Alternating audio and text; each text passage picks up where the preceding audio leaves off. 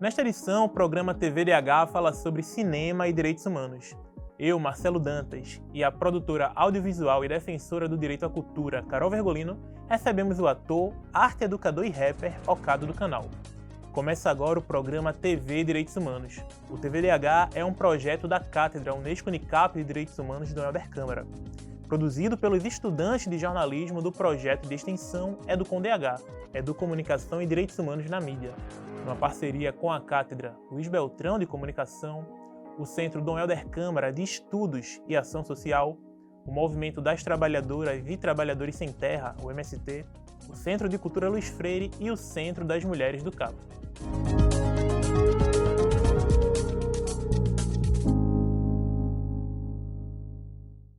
Todo ser humano tem o direito de participar livremente da vida cultural da comunidade, de fruir as artes e de participar do progresso científico e de seus benefícios.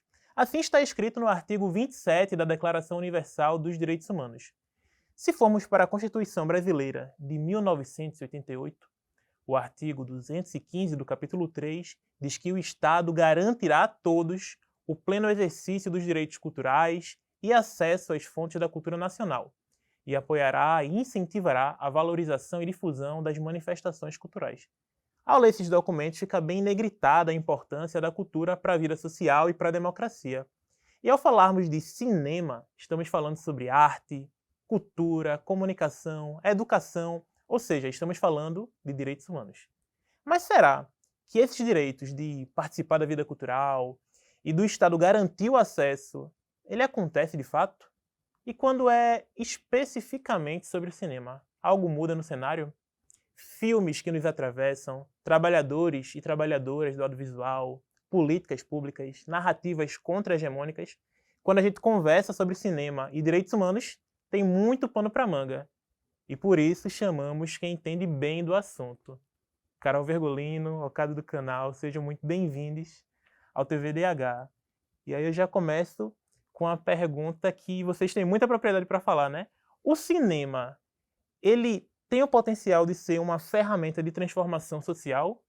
E aí, por favor, se apresente para os nossos ouvintes e responda essa questão. Então, eu sou Carol Virgulino, sou trabalhadora da cultura com muito orgulho.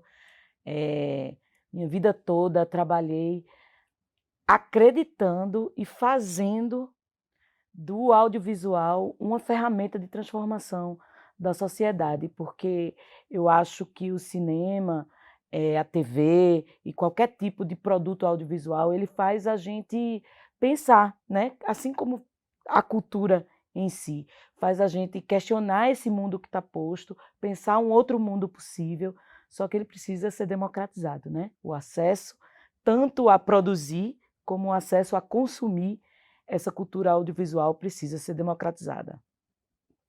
Posso ir embora já? Jamais, jamais. Coisa linda. Então, eu sou Ocado do Canal, né? Diretamente da favela do Canal do Arruda, da Zona Norte do Recife. E é isso, cinema pra mim veio muito na doideira, assim, né? Quando eu comecei, eu encontrei o mundo das artes através da dança, né? E daí, tipo, eu queria editar os meus vídeos igual os gringos, né? Igual os americanos, os coreanos. E daí eu fui começar a ter esse primeiro contato com o cinema, assim, né?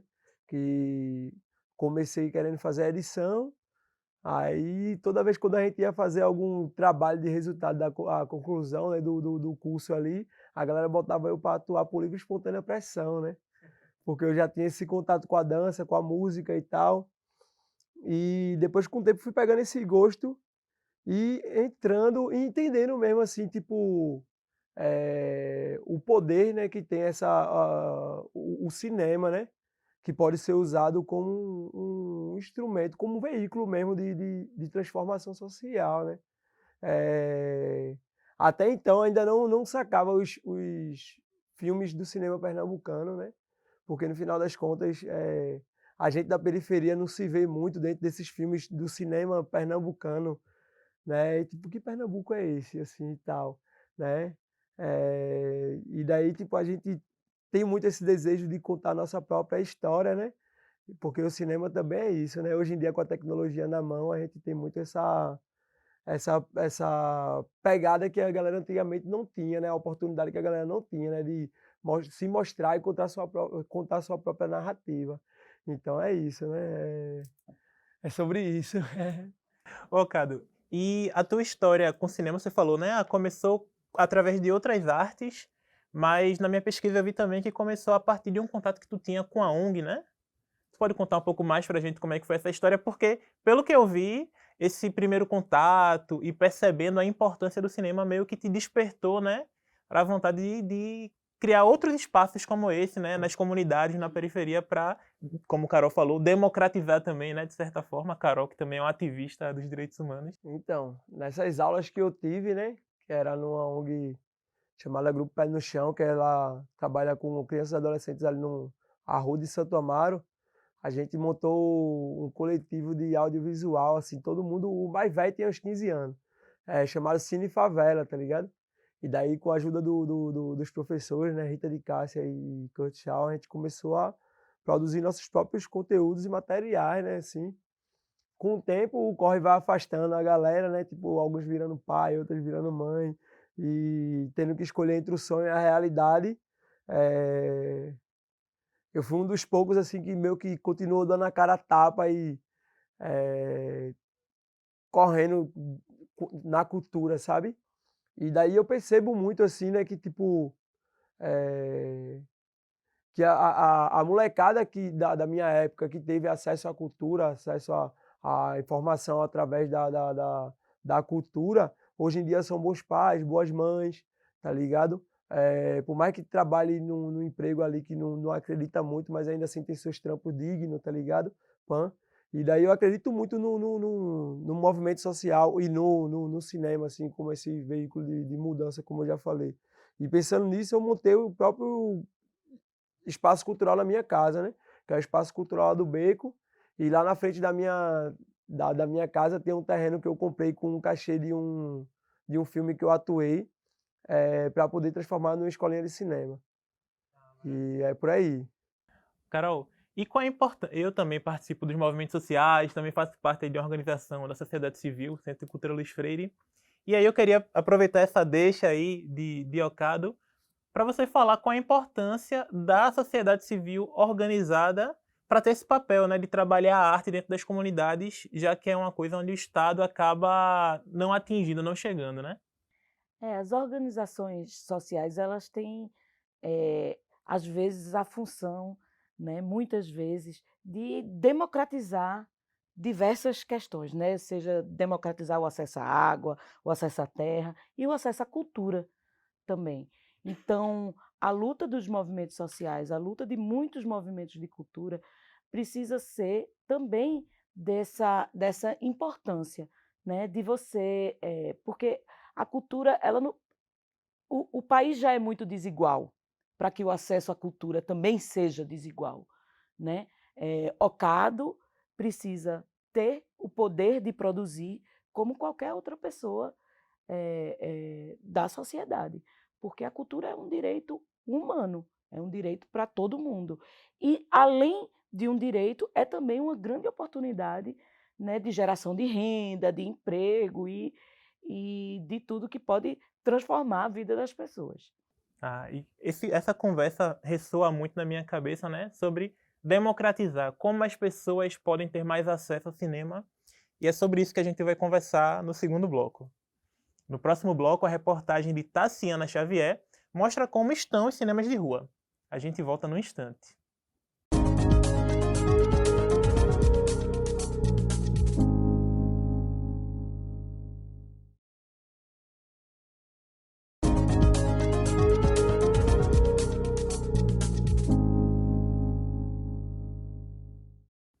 Estamos de volta com o segundo bloco do TV Direitos Humanos, que nesta edição fala sobre cinema e direitos humanos. Agora, a gente vai para a reportagem de Tassiana Xavier, para saber mais sobre o estado dos cinemas de rua. Vamos conferir? Você costuma frequentar cinemas de rua? Não.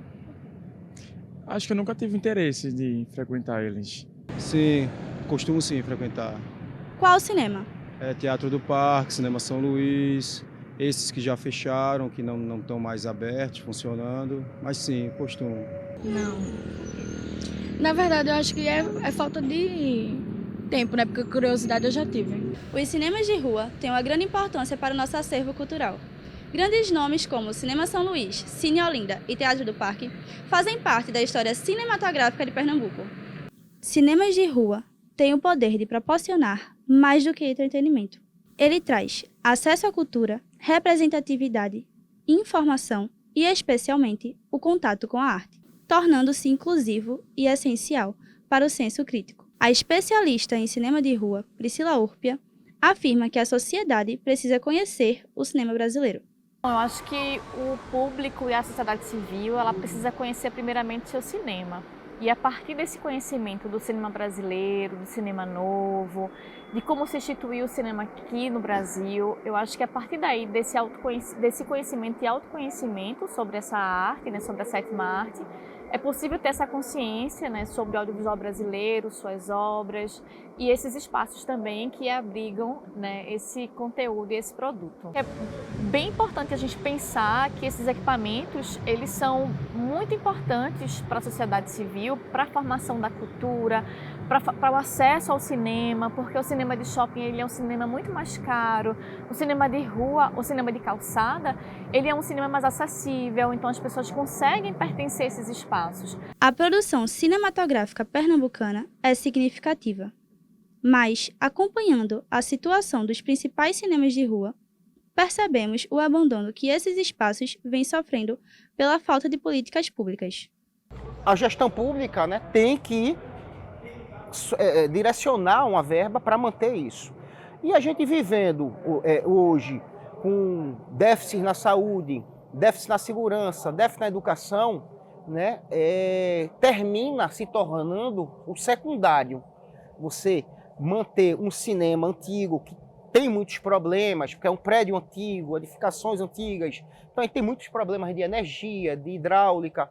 Então, quando chega na gestão, você canalizar o dinheiro para educação, para a saúde ou para um cinema, normalmente eles vão direcionar isso. Então, tem que ter um esforço muito grande, tem que ter uma vontade das gestões públicas de manter esse cinema vivo. E você vê hoje um Cine Olinda, esses outros cinemas, tudo fechado, é triste, é muito triste, porque é a perda da história, né?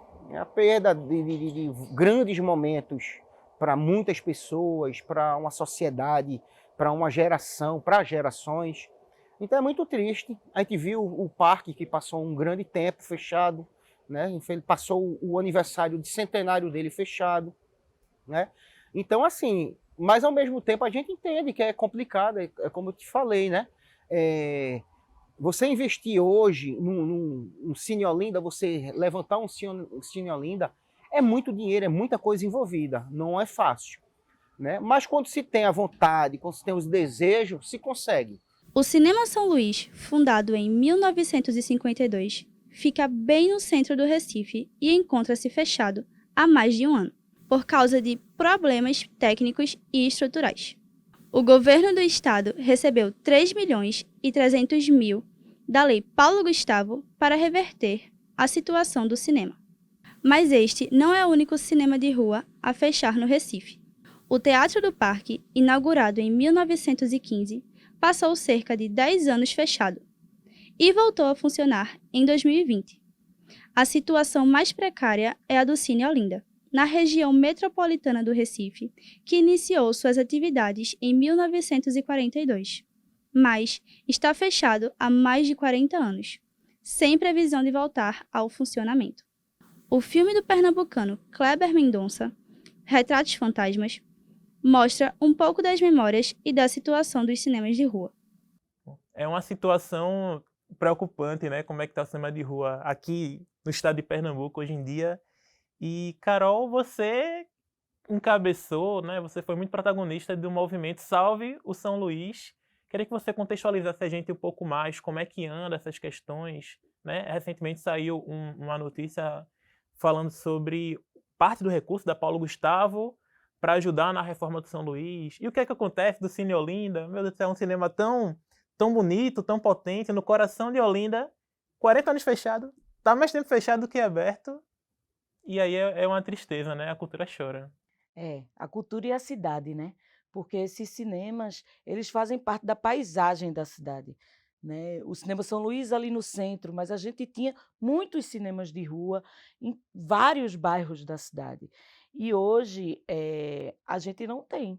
Mesmo esses cinemas grandes, como o Cinema São Luís, que é imenso, hoje está fechado, está com a reforma há mais de um ano, não tem data para abrir, né? A gente cobra do governo do estado um planejamento, porque ele está usando o recurso da Lei Paulo Gustavo, que pode utilizar, né? Está corretamente usando, mas a gente precisa de uma contrapartida também do governo do estado para que ele invista recurso do orçamento dele, porque a gente sabe que o recurso da Lei Paulo Gustavo é um orçamento federal.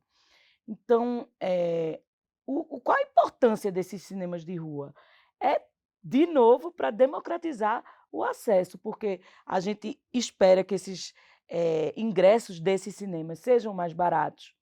As pessoas que andam na cidade, na calçada, né, do cinema, qualquer pessoa, ela tende a entrar, né, ela quer entrar para ver um filme ali. É muito mais difícil uma pessoa ir para um shopping onde ela já encontra uma dificuldade de classe, né? Às vezes uma dificuldade financeira mesmo de entrar num shopping. E no cinema de rua, não. No cinema de rua é a calçada, ele é aberto para a cidade. Então, a gente precisa que esses cinemas retornem, e não só os cinemas nos centros urbanos, mas os cinemas em todas as RPAs do Recife ou em Olinda, né? Que a gente consiga que todas as cidades também tenham cinemas. E a Lei Paulo Gustavo, ela vem com um item, né? Um inciso dela, que é para que cada cidade tenha recursos, receba recursos, recebeu já, todos os municípios de Pernambuco receberam recursos para que elas possam investir em salas de cinemas nas suas cidades, para que o cinema que a gente produza também possa ser exibido em cada cidade, em que as pessoas possam, como o Ocado disse, se ver, né? E que as pessoas possam também, a partir da produção, contar suas narrativas, mas que também tenham um canal de exibição, que são esses cinemas de rua, né? Que a gente espera que a gente tenha mais e que volte, porque cada cinema que fecha é uma história, é uma janela a menos para contar a história do nosso povo, né? Com certeza. Ocado, e para a comunidade se ver no cinema, acho que primeiro ela tem que ver o cinema, né? E como é que elas conseguem ter acesso a esses espaços? Porque se a gente tem cinemas de rua que em tese são, em tese não, né, na prática, são mais acessíveis, são a preços populares, muitos têm parcerias com escolas, né? E os cinemas de shopping funcionam em outra lógica, né? Na lógica do consumo. O ingresso é muito caro, você sai lá, você quer fazer um lanche, é mais caro ainda. E as pessoas da comunidade vão para o shopping, muitas vezes são perseguidas, né? São confundidas com vendedores, o segurança fica logo na cola. Como é que as pessoas da comunidade do Canal, da comunidade do Arruda, Ocado, que fica em Recife, né? Porque o programa é nacional, como é que elas... Onde é que elas assistem filmes? Onde é que elas assistem um cinema? E como é que tu acha que pode subverter essa lógica para que todo mundo tenha acesso a ver para poder se ver? Então, a primeira vez que eu mesmo, assim, que eu fui no cinema, eu tinha uns 18 para 19 anos, tá ligado?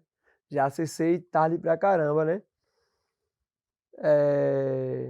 E isso acontece com a maioria das pessoas da quebrada, tá ligado? E daí é isso, por isso que a gente também, tipo, vem produzindo bastante cineclube, né? Porque, tipo, já tá na própria rua mesmo, na própria quebrada, tá ligado? Mas eu acho que uma coisa não anula a outra, sabe?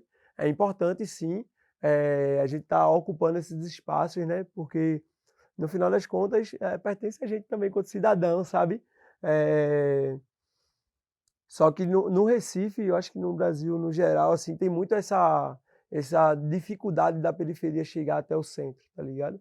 Porque do mesmo jeito que é difícil pra gente, tipo, caminhar no shopping, tipo, de boinha, porque o segurança passa o rádio e tal, tem toda aquela movimentação, né? Que a gente sabe como é que é. No centro também existe isso, sabe? Tipo, sei lá, Consciência Negra, a gente tá no Rua da Moeda, e a gente foi abordado e os policiais pediram pra gente ir embora pra casa. tá ligado? Então, tipo, isso deixa a gente meio receoso. Caramba, como é que a gente vai chegar até o Cinema São Luís e pá? Será que vai dar, vai ser bem, tá ligado? Será que a gente vai ser bem recebido e tal? Até porque, novamente trazendo, né, a gente não consegue se ver ainda também nesses filmes, tá ligado?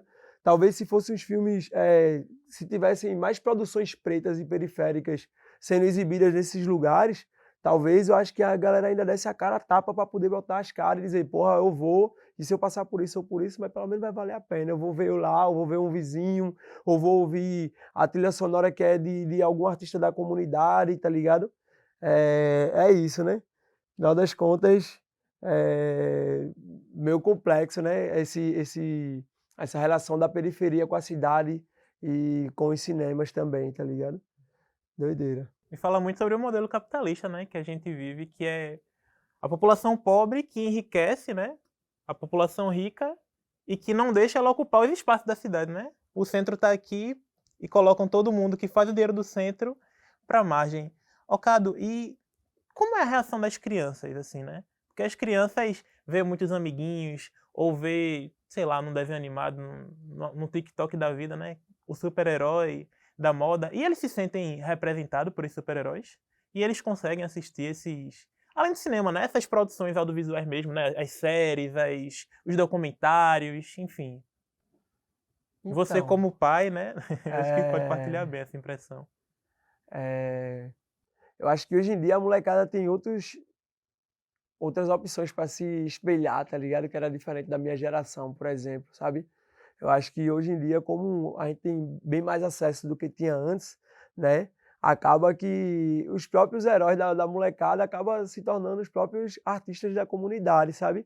Tipo, por exemplo, lá na minha comunidade, pá, lá no Arruda, tem Nocila, tá ligado? Que é um grande passista de frevo, tá ligado? Aí tem Chefe Chique Louco, tem Maneirinho, tá ligado? Que é a galera do brega funk, aí tem eu lá também com a questão do hip hop e do cinema, né? Então, tipo, no final das contas, a molecada vai começando a se ver mesmo, assim, sabe? Tipo, a se espelhar nesses artistas que têm surgido depois da internet, assim, né?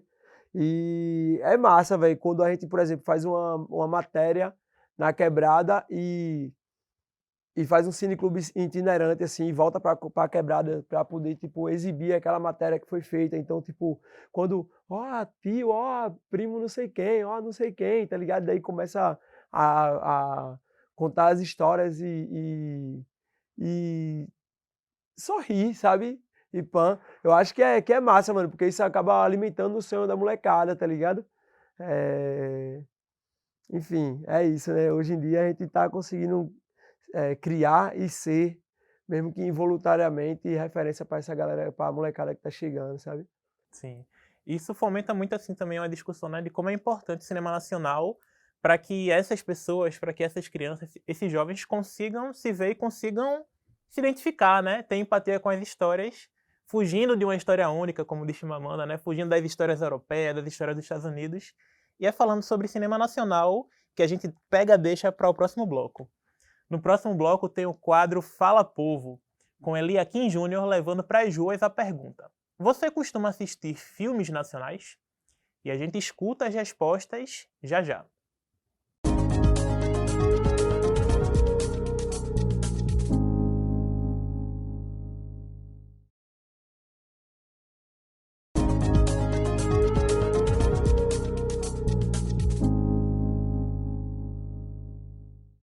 Estamos de volta com o terceiro bloco do TVDH, que nesta edição fala sobre cinema e direitos humanos. Agora é a hora do quadro Fala Povo com Eliakim Júnior.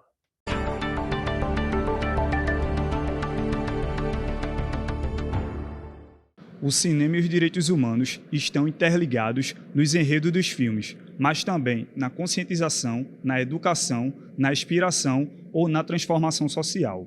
Por isso, o cinema é uma ferramenta poderosa em defesa dos direitos humanos. O Brasil é responsável por filmes que ganharam o mundo. E nós fomos às ruas para saber: você costuma assistir filmes nacionais? Eu não costumo assistir filmes nacionais. Eu acho que os dois motivos principais são que, sendo sincero, ultimamente eu tenho pouco tempo de ver filmes em geral. Estagiando, estudando, fica bem puxado a vida. E segundo, que eu acho que filmes nacionais não estão preocupados em contar uma boa história interessante. A grande maioria dos filmes nacionais são somente a mesma comédia de sempre, ou algum filme relacionado à pobreza ou questões sociais. Não preocupado em contar uma boa história, uma história diferente. Não tem muitos filmes de aventura, ficção científica, só os mesmos dois temas. E eu acho isso bastante bem cansativo. Eu costumo assistir filmes nacionais porque são excelentes produções, né, que têm um potencial muito grande. E também, como eu sou músico, percussionista, eu já gravei trilhas sonoras de filmes nacionais e sei que a produção audiovisual ela está crescendo, está muito massa e que contempla a comunidade local e nós brasileiros, com mais receita, a gente vai produzir filmes ainda melhores do que os que já produzimos. Sim, assisto vários filmes e também faço com que meus filhos assistam também ao cinema nacional. Então, essas respostas são diferentes e nos trazem muitas reflexões, né? Eu vou começar com o Okado. Okado, você como um ator do cinema nacional, do cinema pernambucano, você acha que o cinema nacional ele não está preocupado em contar boas histórias? E aí eu acho que você podia aproveitar também para contar um pouco dos filmes que você fez parte recentemente. Caramba. É isso, né? Cada pessoa tem a sua visão, mas eu sou obrigado a discordar, assim, né? Porque no final das contas, principalmente o cinema pernambucano ou o cinema no Nordeste, tem muito essa preocupação de contar boas histórias, né? História de pessoas reais. E eu acho que isso que diferencia o cinema brasileiro, em especial o cinema pernambucano e nordestino, dos outros cinemas do mundo, assim, que é mais clichê, né? Que tem uns filmes que você, tipo, na primeira cena você já sabe tudo, assim, pá, eita, esse bicho aqui é o vilão, esse aqui é o principal, esse aqui morre no final, tá ligado? Então, quando traz essas histórias reais, com pessoas reais, né, com corpos reais, sem ser também em grandes estúdios, em lugares reais, eu acho que traz um olhar assim e essa sensibilidade para certos temas que às vezes até passa batido no dia a dia, tá ligado? A gente já tá tão acostumado, daí quando a gente assiste um filme, caramba, velho, nem tinha essa noção que era desse jeito, sabe? Por exemplo, em Rio Doce mesmo, né? Eu emprestei o corpo para Tiago. Tiago, ele é filho de uma mãe solteira, né? E tem um irmão. E daí, em um certo momento, ele é pai também, separou da esposa. Eita, caramba, eu tô dando muito spoiler, né? Em algum momento da vida, ele descobre quem é o pai dele, assim, e tal. Ele descobre, vai meio que descobrindo, assim, essa outra família que ele tem, que não tem nada a ver com o que ele imaginava do que poderia ser o pai dele. E isso é uma coisa que é muito comum, tá ligado?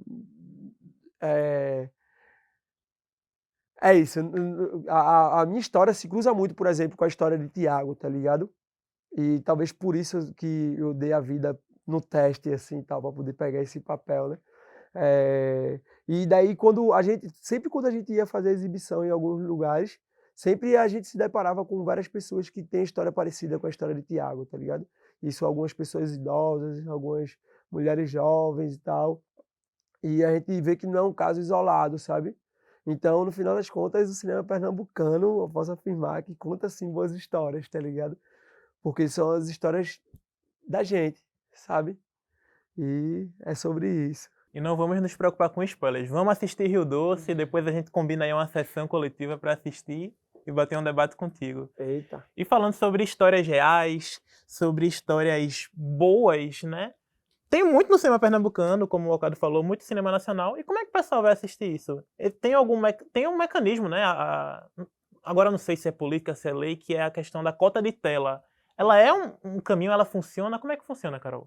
Ela é um caminho, né? As programadoras e as distribuidoras, as exibidoras precisam exibir parte do cinema nacional. o que aumenta a possibilidade das pessoas verem os filmes nacionais. Mas tem uma questão ainda que, assim, o recurso do cinema nacional, quem pode produzir no cinema nacional ainda é pouco diversificado. Eu queria que Ocado fizesse o filme dele. Ele mesmo contasse a história dele, pudesse roteirizar, pudesse dirigir, né? Eu queria que mais Bias Pancararus, que fez um filme, pudesse fazer mais filme, mais pessoas indígenas. Então, que as próprias pessoas pudessem contar a sua história. Hoje, somente 17% de diretoras e roteiristas são mulheres. E quando você vai para o recorte de mulher negra, é menor ainda. Então, a gente precisa chegar mais na tela e a gente precisa também diversificar mais, democratizar mais o acesso à possibilidade de produção de diversas caras, de diversos Brasis, né? Desconcentrar o recurso no eixo sul e sudeste, né? Porque Rio de Janeiro produz mais, São Paulo produz mais, mas, como o Ocado disse, no Nordeste se produz muito. Então, há alguns indutores nas políticas da Ancine, que é a Agência Nacional de Cinema, mas precisa de mais. Ô, Carol, e tem outras possibilidades de políticas públicas que existam hoje para melhorar essa questão? Porque aqui, entre o intervalo, né, a gente leu um dado da Ancine dizendo que de 2021 para 2022, que é ali depois daquele boom da pandemia, o público do cinema aumentou 82%, mas o público que assiste cinema nacional ocupa desse total são uns 4%, mais ou menos. O que é possível ser feito no campo das políticas? Então, esse tipo de cota de tela, né? A lei do VOD, do streaming, que tá em tramitação, em diálogo também, as programações das TVs que precisam ter uma cota, né? Para que tenha a exibição de conteúdo nacional. Isso acontece no mundo todo, né? Quando a gente vê um filme coreano ganhar o Oscar, não é porque foi um gênio do filme coreano que fez, não. Isso é uma política pública de muitos anos de investimento no cinema, né? Lá do país. E isso precisa ser feito aqui. Já começou, parou desde o golpe, né? E agora está retomando com o governo Lula, retomando os incentivos da Ancine. A Lei Paulo Gustavo, que ela é 70% para o audiovisual, né? Tudo isso vai trazer mais democratização, mas a gente precisa de mais, sempre mais acesso, e acesso ao poder. E no caso do cinema, o poder está na produção, no orçamento, na direção, é quem decide, né, a história que vai ser contada. Se a gente vai contar a história como é a de Tiago de Rio Doce, né? E com quem a gente vai contar e quem vai poder contar essa história. Então, é muito importante que mais produções sejam feitas por mulheres, por pessoas negras, por indígenas, quilombolas, ribeirinhos, para que essas pessoas possam contar também a sua própria história. E no próximo bloco tem o quadro Educar para os Direitos Humanos, que é quando o nosso convidado e a nossa convidada respondem uma pergunta feita por você que acompanha o nosso programa. A gente volta daqui a pouco.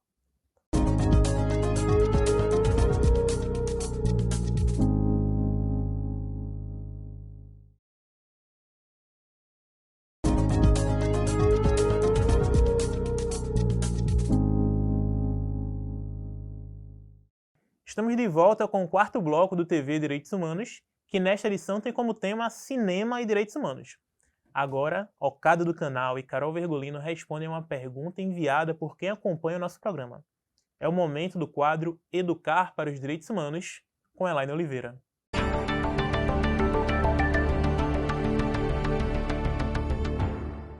O cinema faz parte da nossa identidade cultural e contribui para o desenvolvimento do senso crítico de quem assiste às produções cinematográficas, sejam elas documental, ficção, comédia, terror ou até mesmo baseada em fatos reais. Assim, contribui com a formação da nossa identidade e leva o telespectador a fazer uma reflexão do mundo à sua volta. E é sobre isso a pergunta de Lucas Marçal, estudante de cinema, no quadro Educar para os Direitos Humanos de hoje.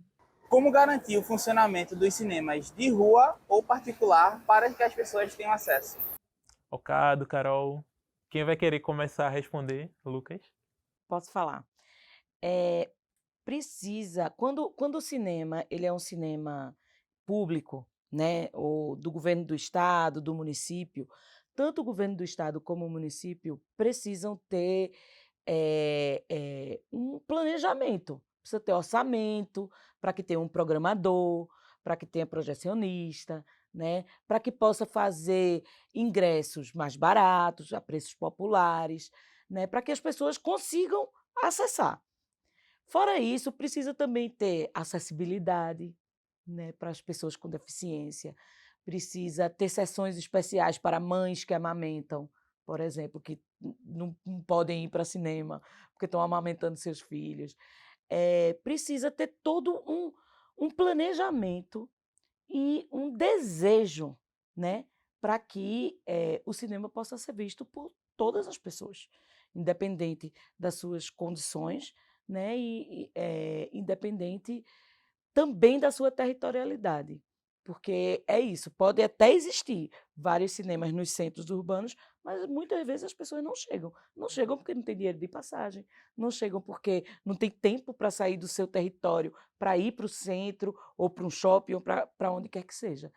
Então, eu acredito que tem que existir esse olhar, tem que existir esse desejo, né, de fazer com que o cinema seja incluído na vida cotidiana das pessoas, né, porque isso também é muito importante. E isso também tem que estar numa formação nas escolas. As crianças precisam ter acesso ao cinema e entender o cinema como uma das linguagens das artes, né, como ter acesso à música, à biblioteca, a livro, enfim, à dança, e entender esse espaço como de qualquer pessoa. Uhum.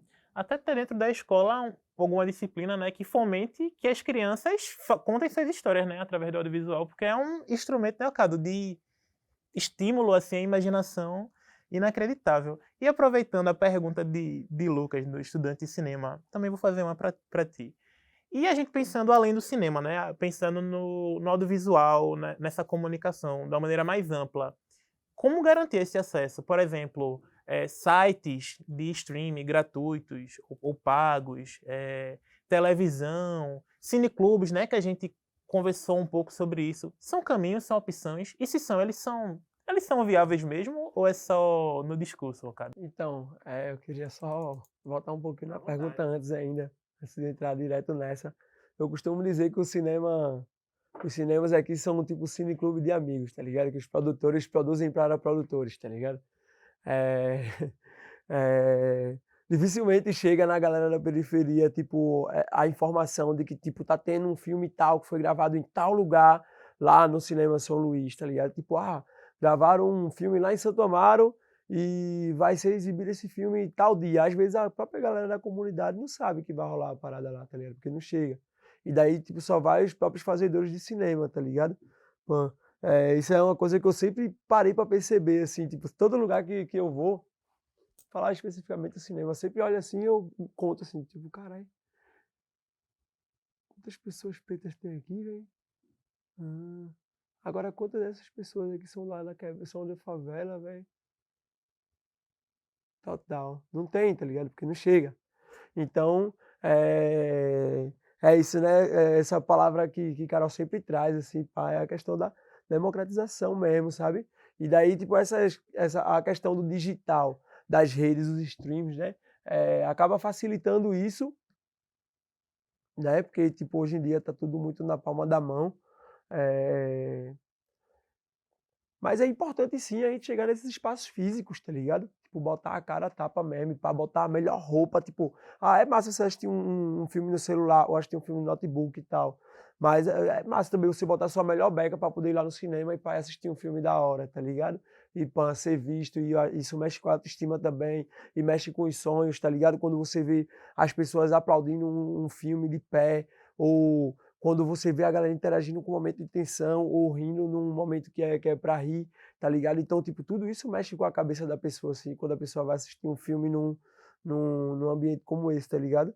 Então, acho que as duas perguntas meio que acabam se misturando, e eu acho que tipo, sei lá, em São Paulo tem o céu, que é parecido, uma estrutura parecida com o Compaz aqui, tá ligado? E lá tem cinema, tá ligado? Em Fortaleza tem os Cuca, tá ligado? Que é parecido com o Compaz aqui também. E tem cinema, tá ligado? Então, tipo, eu acho que era importante ter essa linha de cinema nos Compaz, tá ligado? E levar as crianças, tipo, da escola, tipo, ter uns dias assim, pá, tipo, que leva a galera para poder assistir os filmes, tá ligado? E exibir filmes do cinema pernambucano, que foi feito aqui, tá ligado? Porque no final das contas, é muito mais fácil a gente acessar um filme da Marvel, da Disney, sei lá, porque tá o tempo todo sendo empurrado pra gente, do que a gente acessar nossas próprias produções que não chega, saca?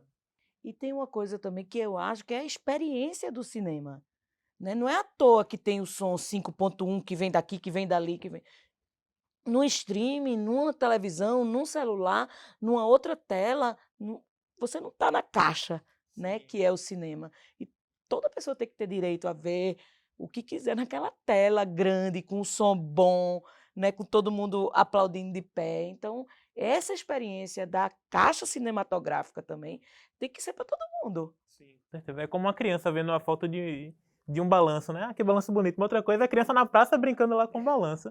E aí eu queria aproveitar esse momento de reflexão do encantamento também, né? Que o cinema gera, para perguntar para vocês o que é que o cinema desperta em vocês. Nossa, pergunta filosófica aqui. Carol, que já tá no pique. Me desperta sempre vontade de transformar, né? Sempre. É uma... Sempre de me tirar do lugar, né? De me tirar do lugar do que eu vi, né? E me mover. Me desperta movimento, sempre. Focado? Cara, eu acho que é isso mesmo, esse sonho de transformação, sabe? Por exemplo, eu fico me perguntando, caramba, véio, se a mãe tivesse conhecido o cinema lá atrás, hein, velho? Saca? Que é isso, né? Na juventude dela, ela cita assim, que foi no cinema umas 3 vezes na vida, tá ligado? E depois que eu comecei a atuar, ela começou a frequentar mais, assim. E depois que ela participou de um clipe meu, assim, atuando, né? Que tipo, ela sempre foi noveleira de carteirinha, assim, e tal. Mas nunca se viu, tipo, tendo esse sonho, sabe? E daí, tipo, depois que, vamos, mãe, aí tá, não sei o quê. Aí botei ela pra atuar no clipe, depois atuou em outro, aí foi uma figuração no filme aqui, foi uma figuração em outro filme ali. E hoje em dia ela já se diz atriz, tá ligado? Então, eu acho que a autoestima para o povo preto e periférico, assim, tem um poder gigantesco. E eu acho que o cinema, ele tem essa ferramenta de devolver essa autoestima, sabe? De resgatar a nossa beleza e despertar sorrisos. Eu tenho certeza que quem está nos assistindo, quando terminar o TVDH, vai correndo para assistir algum filme. A gente está com esse poder aqui. Depois do intervalo, tem o 5º e último bloco desta edição do TV Direitos Humanos. Daqui a pouco a gente volta.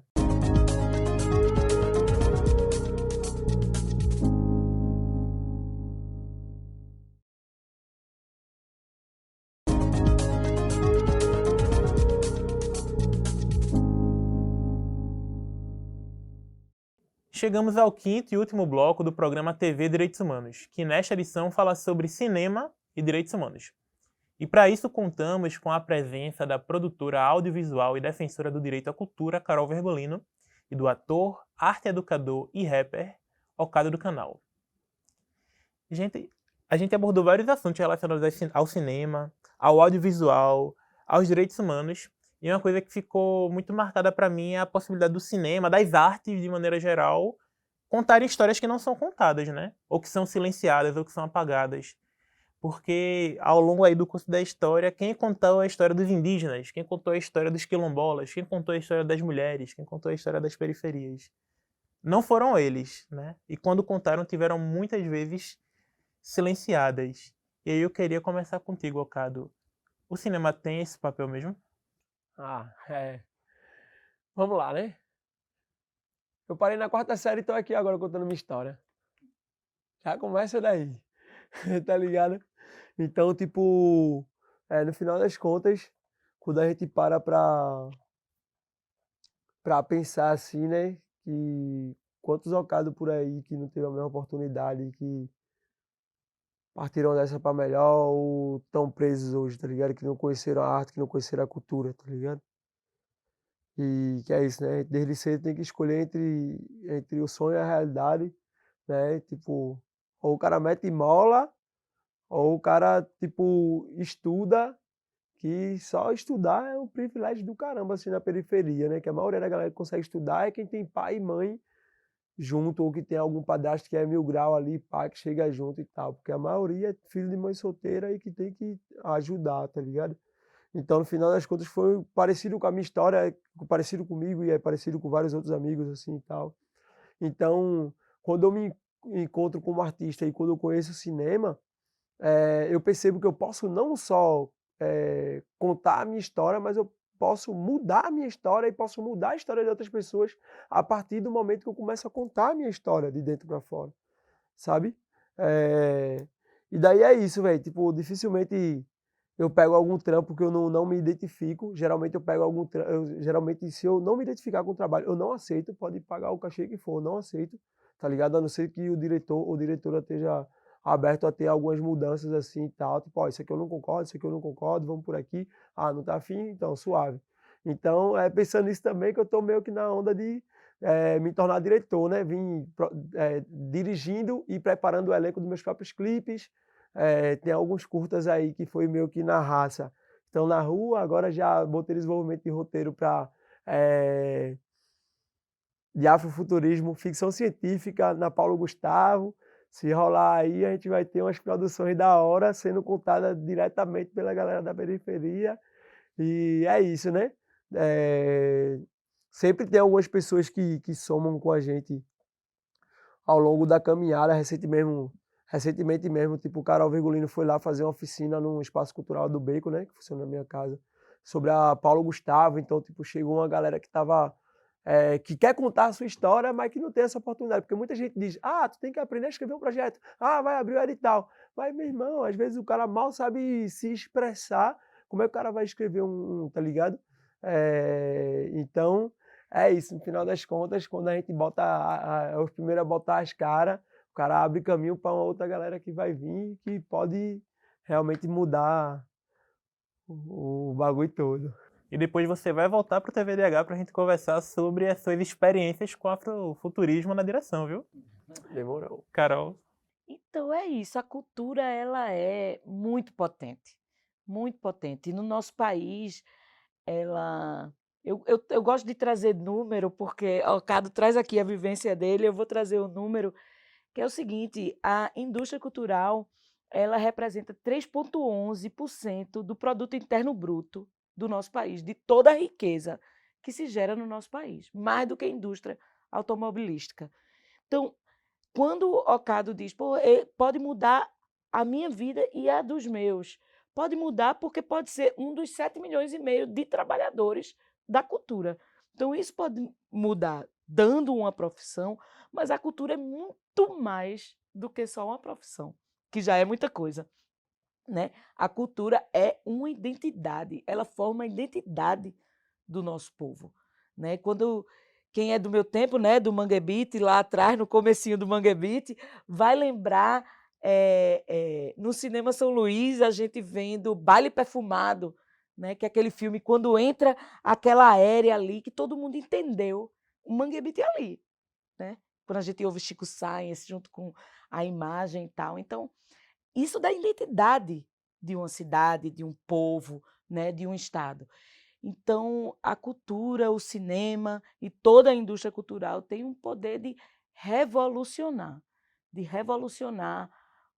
a partir da economia e de revolucionar muito mais a partir da identidade, a partir do pertencimento.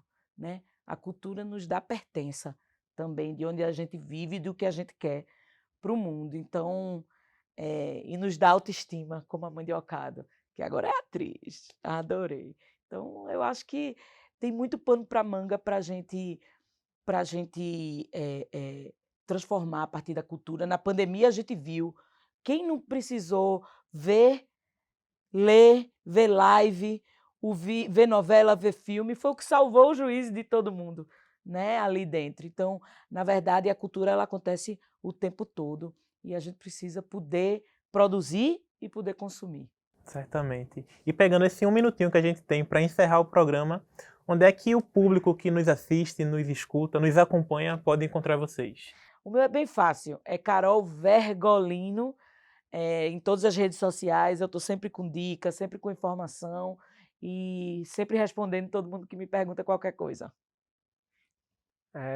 O meu também é fácil, é o Cado do canal, Cado com K, porque com C tem um bocado. E é isso, chega no Instagram, que no Instagram tem aquele Linktree lá que vai mandar tu pra tudo quanto é lugar, viu? Põe NB, pro Spotify, todos e todos. É nóis. Carol, Cado, muito obrigado pela participação, pela presença. A gente se vê numa próxima.